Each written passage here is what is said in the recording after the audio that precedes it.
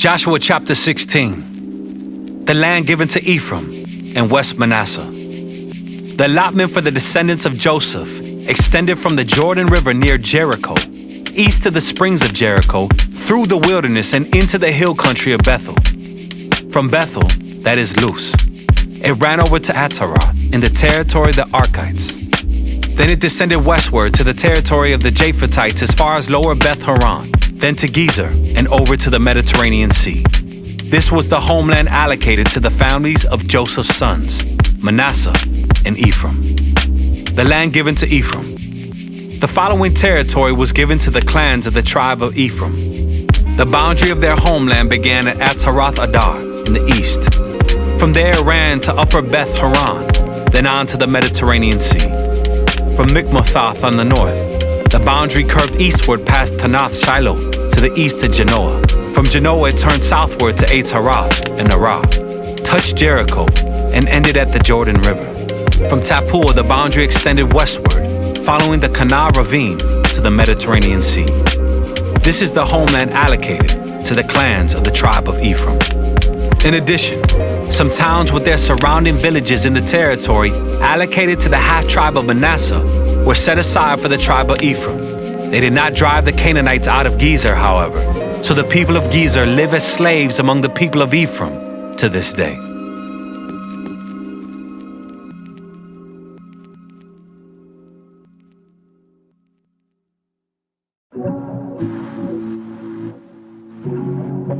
Joshua chapter 17. The land given to West Manasseh. The next allotment of land was given to the half-tribe of Manasseh, the descendants of Joseph's older son. Machir, the firstborn son of Manasseh, was the father of Gilead. Because his descendants were experienced soldiers, the regions of Gilead and Bashan on the east side of the Jordan had already been given to them. So the allotment on the west side of the Jordan was for the remaining families within the clans of the tribe of Manasseh: Abiezer, Helek, Asriel, Shechem, Hephir, and Shemitah. These clans represent the male descendants of Manasseh, son of Joseph. However, Zelophehad, a descendant of Hephir, son of Gilead, son of Machir, son of Manasseh, had no sons. He had only daughters, whose names were Mahlah, Noah, Haglah, Milcah, and Tirzah. These women came to Eleazar the priest, Joshua, son of Nun, and the Israelite leaders and said, "The Lord commanded Moses to give us a grant of land along with the men of our tribe." So Joshua gave them a grant of land along with their uncles, as the Lord had commanded. As a result, Manasseh's total allocation came to 10 parcels of land, in addition to the land of Gilead and Bashan across the Jordan River, because the female descendants of Manasseh received a grant of land along with the male descendants. The land of Gilead was given to the rest of the male descendants of Manasseh. The boundary of the tribe of Manasseh extended from the border of Asher to Mikmethoth, near Shechem. Then the boundary went south from Mikmethoth to the settlement near the spring of Tappuah. The land surrounding Tappuah belonged to Manasseh, but the town of Tappuah itself, on the border of Manasseh's territory, belonged to the tribe of Ephraim. From the spring of Tappuah, the boundary of Manasseh followed the Kana ravine to the Mediterranean Sea. Several towns south of the ravine were inside Manasseh's territory, but they actually belonged to the tribe of Ephraim.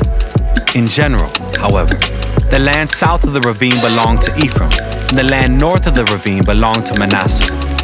Manasseh's boundary ran along the northern side of the ravine and ended at the Mediterranean Sea.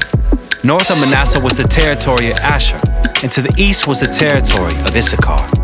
The following towns within the territory of Issachar and Asher, however, were given to Manasseh: Bethshan, Ibleam, Dor, that is, the fourth Dor, and Dor, Taanach, and Megiddo, each with their surrounding settlements. But the descendants of Manasseh were unable to occupy these towns because the Canaanites were determined to stay in that region. Later, however, when the Israelites became strong enough, they forced the Canaanites to work as slaves, but they did not drive them out of the land. The descendants of Joseph came to Joshua and asked, "Why have you given us only one portion of land as our homeland when the Lord has blessed us with so many people?" Joshua replied, "If there are so many of you, and if the hill country of Ephraim is not large enough for you, clear out land for yourselves in the forest where the Perizzites and Rephaites live.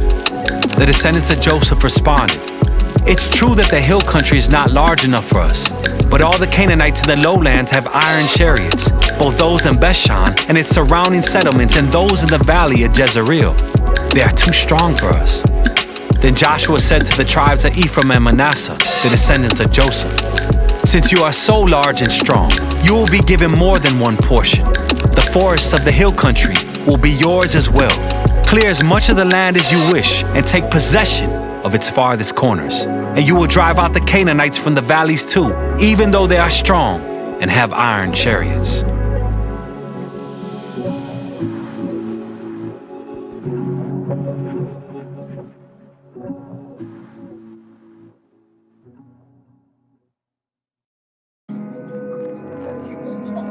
Joshua chapter 18. The allotments of the remaining land. Now that the land was under Israelite control, the entire community of Israel gathered at Shiloh and set up the tabernacle. But there remained 7 tribes who had not yet been allotted their grants of land. Then Joshua asked them, "How long are you going to wait before taking possession of the remaining land the Lord, the God of your ancestors, has given to you?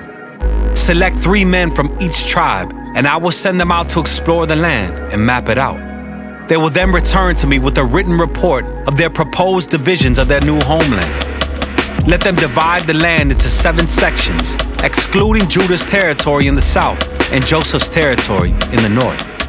And when you record the 7 divisions of the land and bring them to me, I will cast sacred lots in the presence of the Lord our God to assign land to each tribe.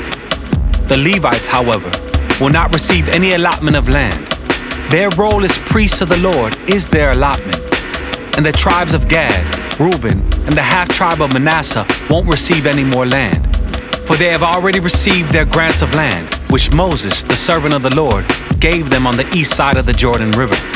As the men started on their way to map out the land, Joshua commanded them, "Go and explore the land and write a description of it.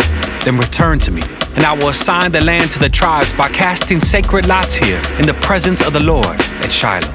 The men did as they were told and mapped the entire territory into 7 sections, listing the towns in each section.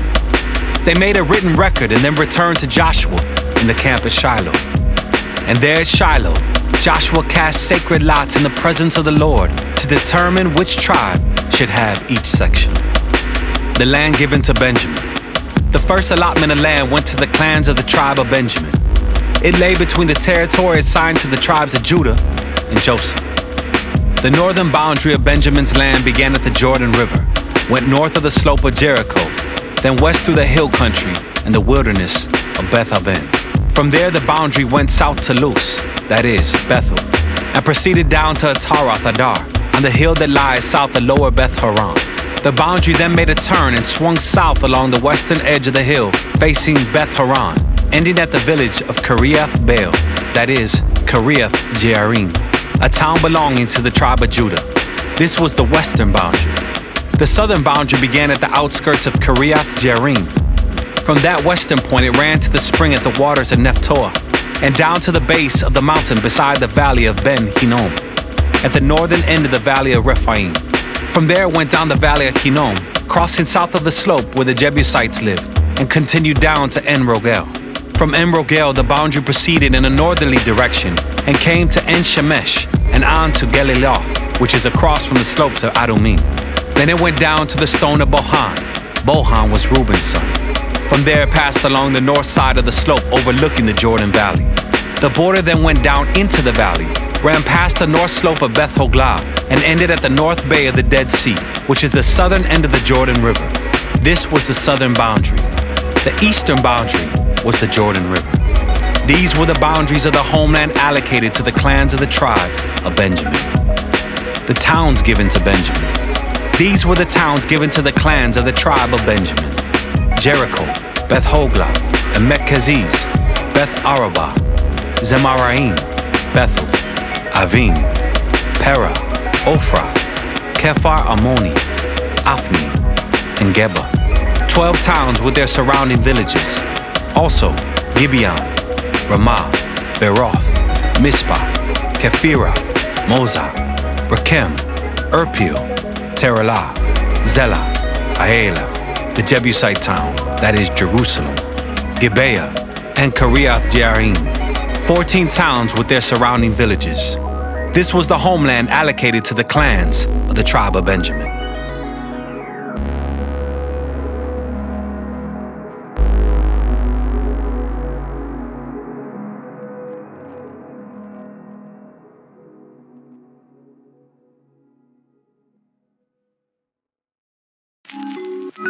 Proverbs, chapter 26.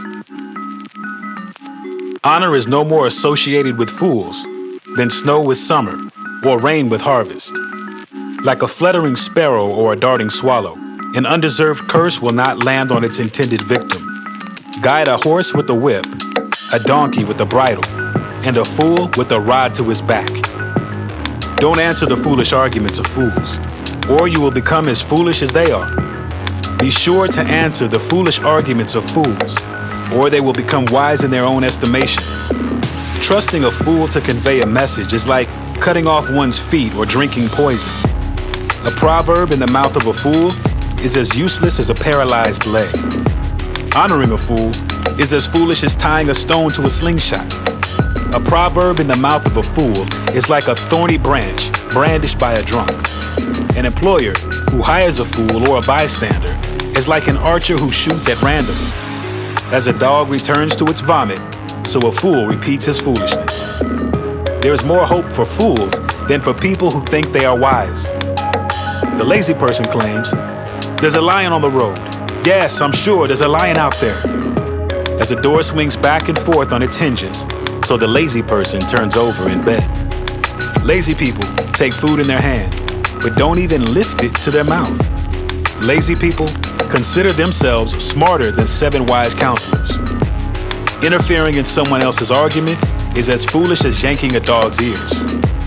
Just as damaging as a madman shooting a deadly weapon is someone who lies to a friend and then says, "I was only joking." Fire goes out without wood, and quarrels disappear when gossip stops.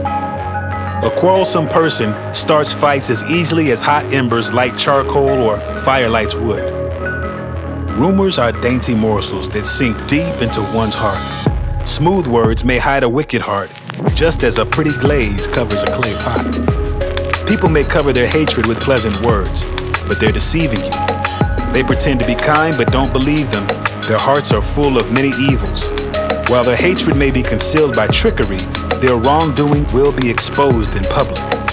If you set a trap for others, you will get caught in it yourself. If you roll a boulder down on others, it will crush you instead. A lying tongue hates its victims, and flattering words cause ruin.